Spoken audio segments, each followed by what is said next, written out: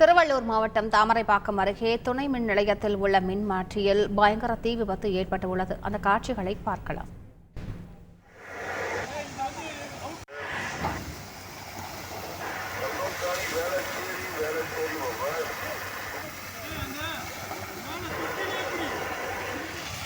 மேல தூக்கு.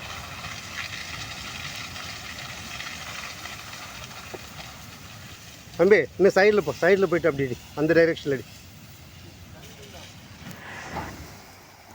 கூடுதல் தகவல்களை செய்தியாளர் பாஸ்கரிடம் கேட்கலாம். பாஸ்கர், வணக்கம். பாஸ்கர், இந்த விபத்து எப்படி ஏற்பட்டது? இதை தற்பொழுது இந்த தீயை அணைக்கும் பணியில் எவ்வளவு வீரர்கள் ஈடுபட்டிருக்கிறார்கள்? விவரங்கள்.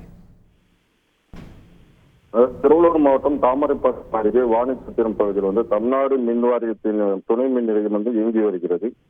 இங்கிருந்து சுற்றுவட்டார பகுதிகளுக்கு மின் விநியோகம் செய்யப்பட்டு வருகிறது. இங்கு திடீரென மின்மாற்றியில் தீ விபத்து ஏற்பட்டு கொழுந்து விட்டு எரிந்து வருகிறது.